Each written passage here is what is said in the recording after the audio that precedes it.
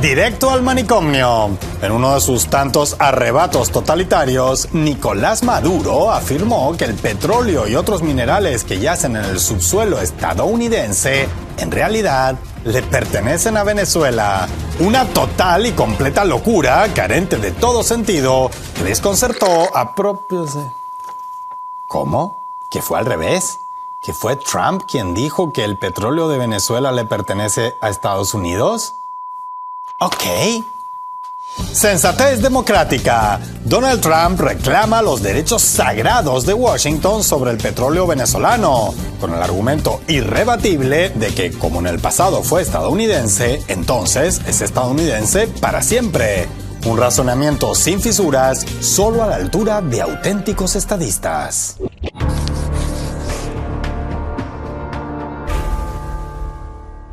Si creemos en lo que dice Donald Trump, algo en general poco recomendable, el petróleo venezolano es estadounidense.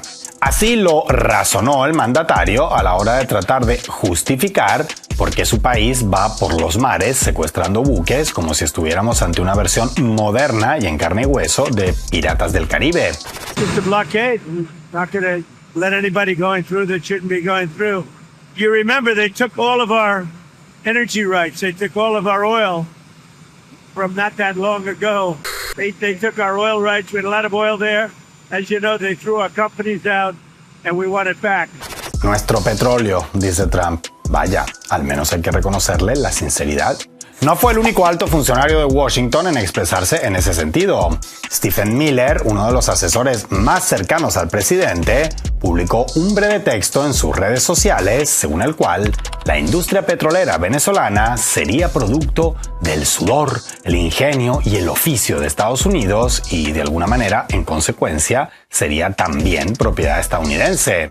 El, a su vez, subjefe de gabinete de la Casa Blanca, en el mismo posteo, denunció que dicha propiedad estadounidense habría sido robada tiránicamente por Venezuela con el objetivo de inundar Estados Unidos de asesinos, mercenarios y drogas. Sin embargo, la realidad histórica es bien distinta. Para empezar, porque la industria petrolera venezolana comenzó a desarrollarse con manos venezolanas, allá por el último cuarto del siglo XIX. La pionera empresa Petrolia, fundada en 1878, fue iniciativa de 6 ciudadanos, bien criollitos ellos, que obtuvieron una licencia de operaciones por 50 años. Los estadounidenses llegaron después y, como siempre, a su manera, interfiriendo, amenazando, apropiándose de lo ajeno y tratando de convencer al mundo de que en verdad les pertenece. Últimamente en Washington están retomando el gastado discurso de que las inversiones de empresas estadounidenses en otros países apenas si le aportan unos magros ingresos y estas operarían allí casi que como organizaciones benéficas que quieren llevar alta tecnología a pueblos subdesarrollados sin obtener mayor ganancia a cambio.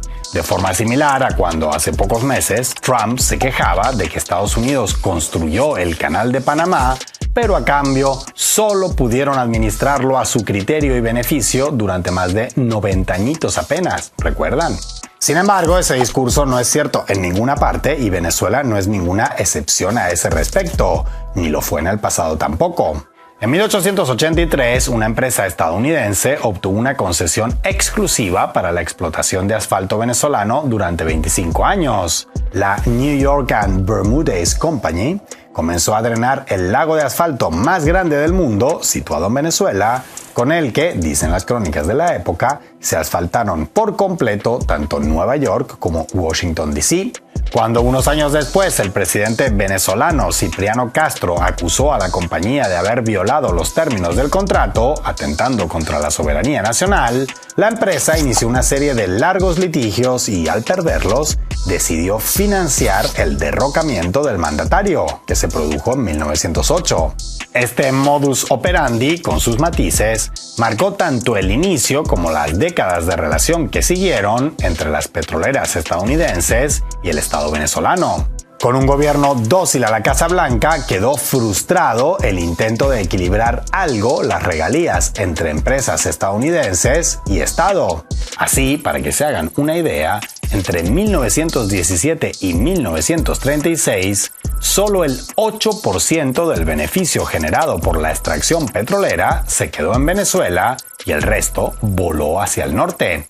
Este inmenso desbalance apenas logró disimularse algo en la década de 1960 y 70 y culminó en un evento que ni Trump ni Miller parecen muy interesados en mencionar: el hecho de que la primera nacionalización de la industria petrolera en Venezuela se produjo muchos años antes de la llegada de Hugo Chávez y ni qué decir ya de Nicolás Maduro al poder.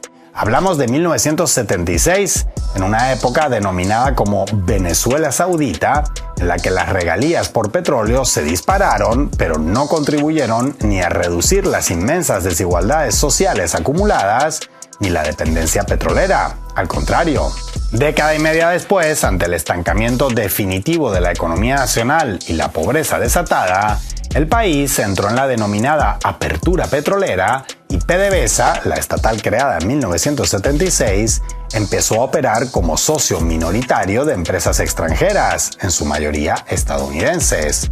Lejos de corregir el rumbo de la economía venezolana, la estrategia acrecentó los problemas en el país y el descontento acumulado en la población desembocó en la llegada de Hugo Chávez al poder.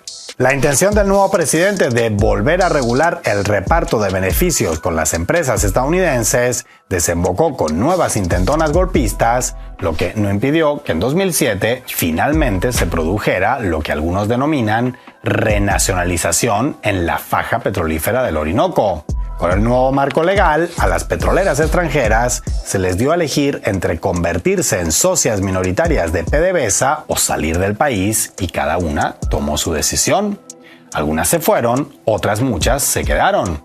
No hubo ninguna expropiación masiva e indiscriminada, y qué mejor prueba de ello que durante todos estos años la estadounidense Chevron ha seguido operando en Venezuela.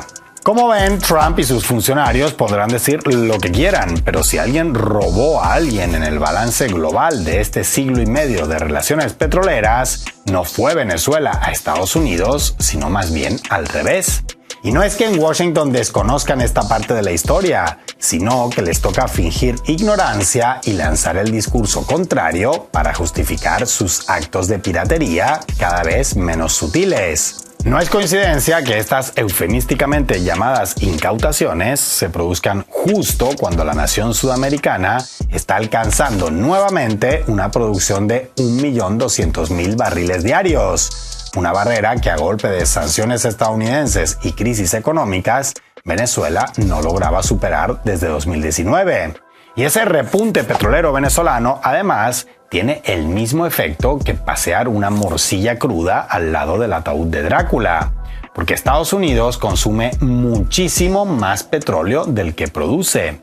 Un caso único entre los grandes productores petroleros mundiales, que explica su comportamiento amponil, ya que en promedio el país consume cada día 7 millones de barriles de petróleo más de los que produce en ese mismo lapso.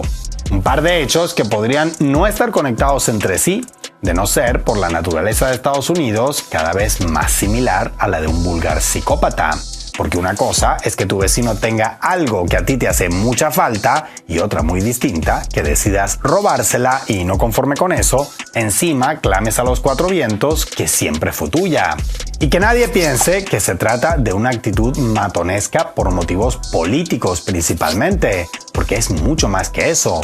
Obviamente, Washington siempre preferirá robarle el petróleo a sus rivales en primer lugar, pero ¿creen que, según aumente su acuciante necesidad, se detendrán a la hora de apropiarse del de otros solo porque sean aliados?